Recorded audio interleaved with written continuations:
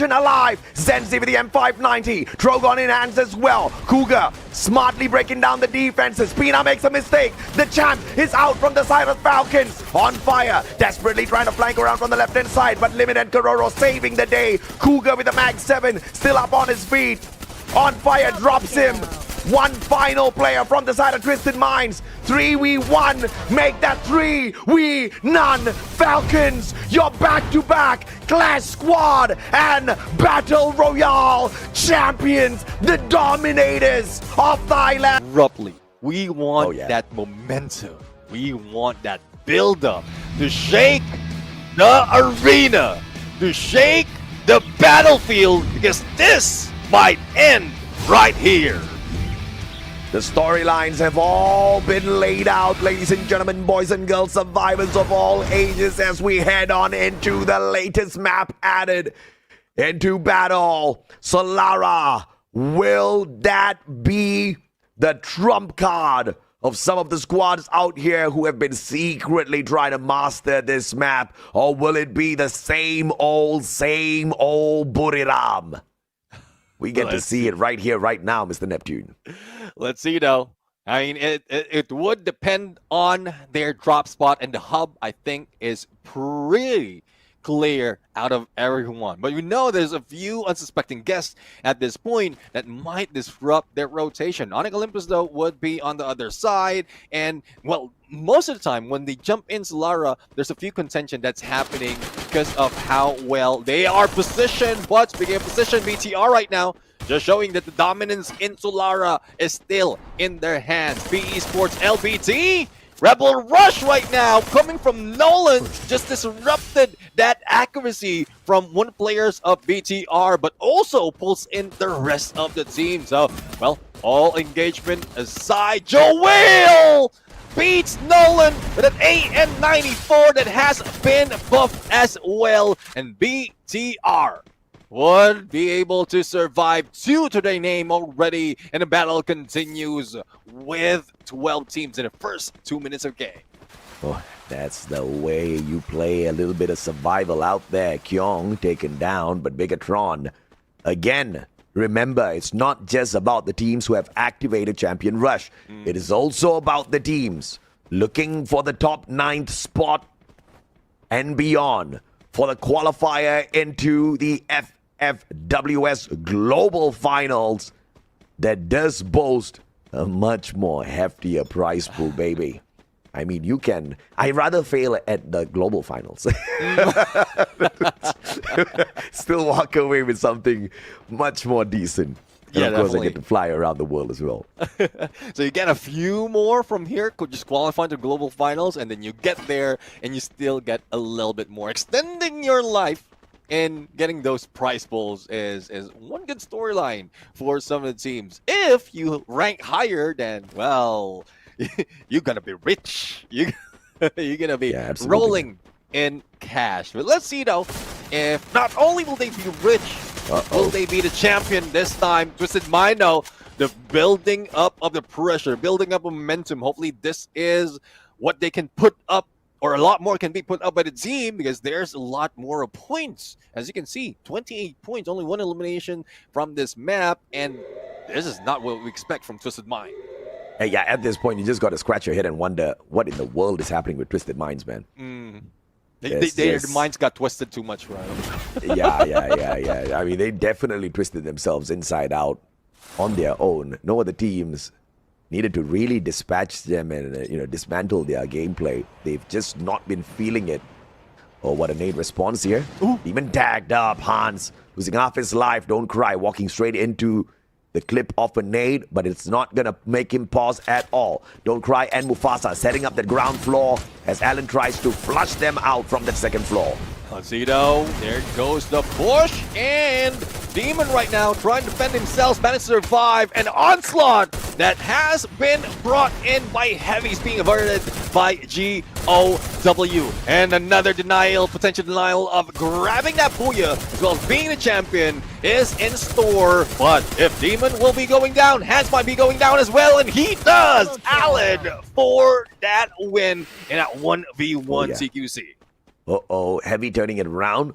But if I'm not mistaken, on the very edge of the minimap, we saw Falcons heading straight in towards Heavy.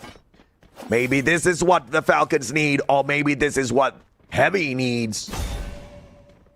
It is the weapons arsenal that is the target of Falcons. And thankfully, that was the target, because Heavy using that opportunity will be able to back away far, far away from Fusion. Yeah, I mean, despite of how far, they still have less than a minute to get away so that they will not be spotted. They will not be tracked because of the hit list. Now, we have Heavy already in Archway dealing with GOW. 3 eliminations already. Don't Cry will be coming back. And Demon still firing back. Hands, though, has a higher ground, P90 in hand, but it's not putting that much of pressure. Not even connecting with Demon with that basic therapy that will slow down their movement against Heavy. So it's still a good story for both of the teams. GOW can maintain their role, not really risking that 7th spot. Oh my God, it is about to be a party. And it's not going to be a fun one for the players, but it's going to be hella fun for all of us watching. Because look at this setup, Neptune. Onyx, Twisted Minds, Bigatron, they all have defensive spots. And what makes it complicated is this jump pad. But it allows players to just take their pick as to who they want to fight and waltz on in there. On the landing, RRQ just suffering a couple of tags on them. But that's not going to put a pause onto their stride just yet as they go on in for the shutdown. They take that high ground, tossing in a grenade. That's going to bounce off the wall. Bigatron has a little bit of a lifeline here. Extra time picked up by them. And they use a decent glue wall setup to rotate around far, far away from the ravaging RRQ who wanted a fight. Bro, I mean, looking at the minimap as well, it seems like the how available the hit list is has been spammed all throughout every team. Everyone is marked on the map. Everyone would be like anxious right now, being seen on that minimap. So let's see who will have their nerves broken, because all that challenge, all of those, like spotting out all those opponents might break someone right here, right now. And well, no one would be playing Clash Squad at this point. It would be difficult to deal with more than 3, if not more than 4 opponents in one area.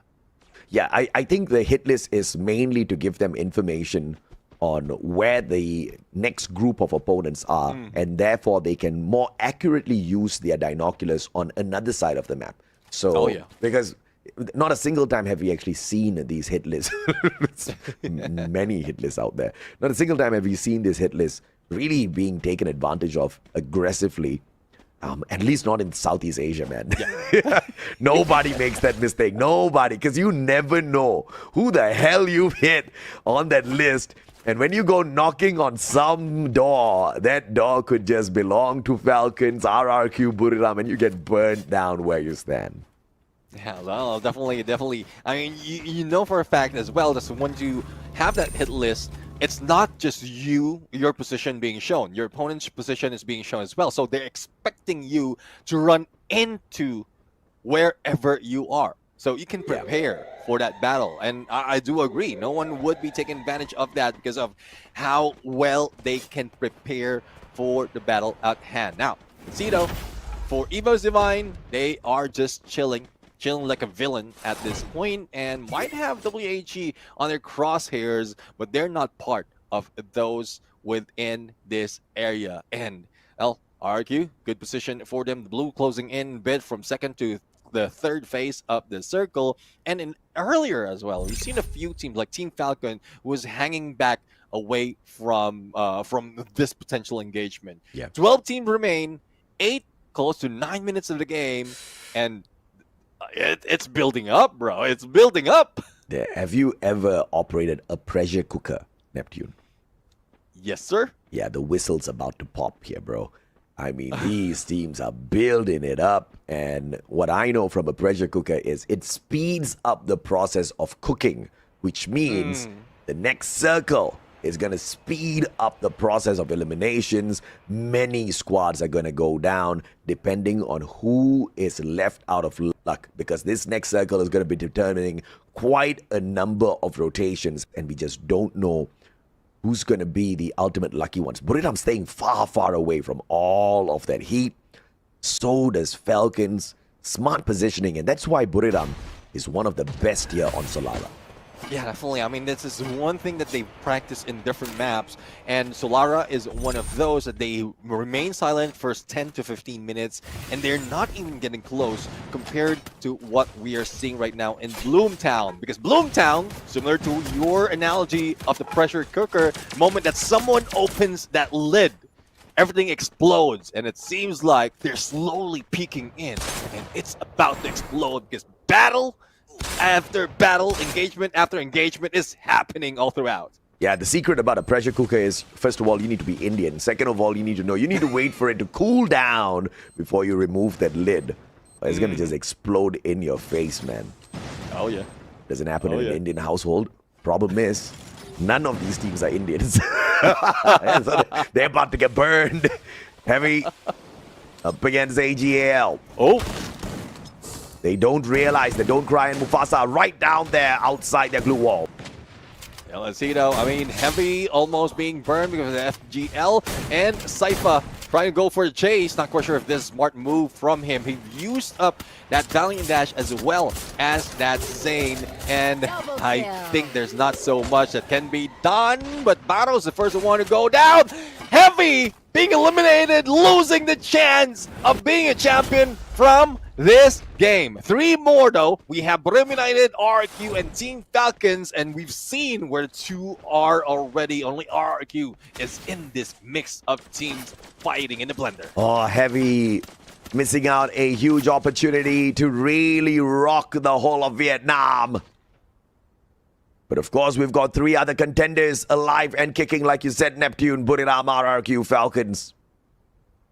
And the last we checked, Buriram has joined the chaos, and Twisted Minds beside them just means that Buriram doesn't need to worry about too much, but there's a huge potential of Falcons making that rotation and dropping straight on the heads of the players of Buriram. Now, let's see though. I mean, Team Falcons just buying their time, making sure that they will not be spotted. The element of surprise is on them while everyone is busy in Bloomtown. I love this. I mean, it seems like all they have to do right now is wait. Find that final circle and then wait, grab that booyah, and that's it. They will take 2 champions in 1 competition. But easier said than done. How? As we go, fly above everyone, no one's moving an inch. They're just waiting for that next phase of the circle to show up before they make any move at all. Oh my goodness, what a tensed up situation here in Bloomtown. The flowers may be blooming, but some of these heads about to be popping. GOW deep freeze in there first. Everybody in here, Falcons. Undisturbed, but the next circle won't go straight to Falcons.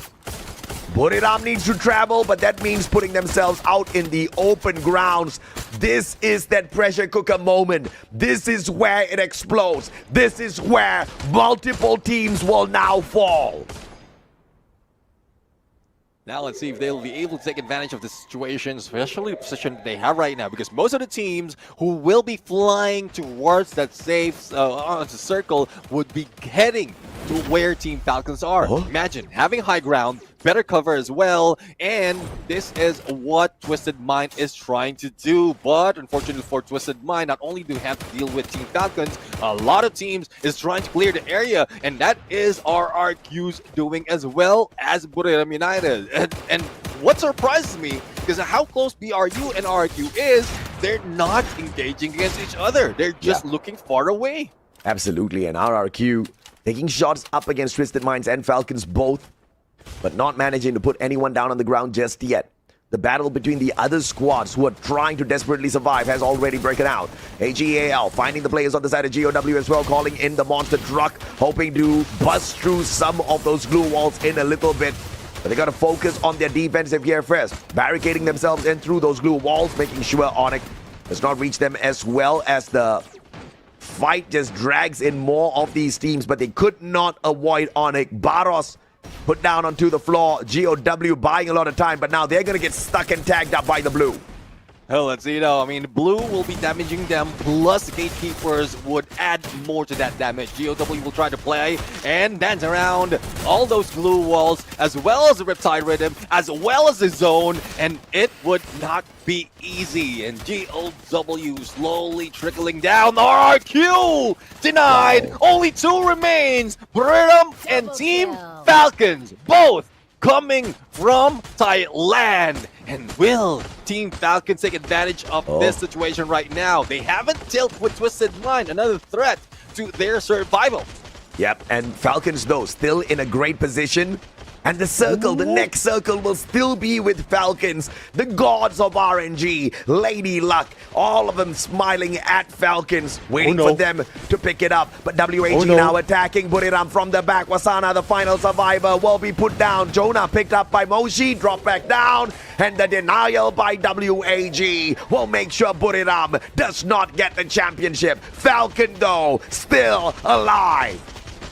Still alive and kicking, and still in the best position to grab this booyah. Now let's see what contention would be done. WAG is already out. Twisted Mind is still alive. GOW with only 1 players, and Evo's Divine down to 3. Not so much of pressure for Team Falcons. All they have to do is wait and see as they are moving with the zone. I can feel the Team Falcons already smiling, but hopefully they don't get too overconfident because of the situation that they still have to go through it. 2024 EWC World Champs versus the 2025 EWC Champs.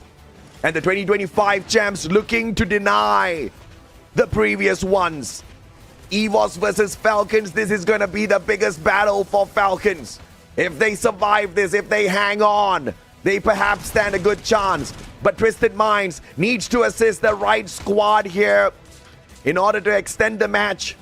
If they knew they wouldn't choose Falcons, they would shut down the White Tigers to allow their own Thai squad to pick up the home ground advantage and championship. And what a rotation by Falcons, using the beautiful boulder placed right there as if it was put on the map for Falcons themselves.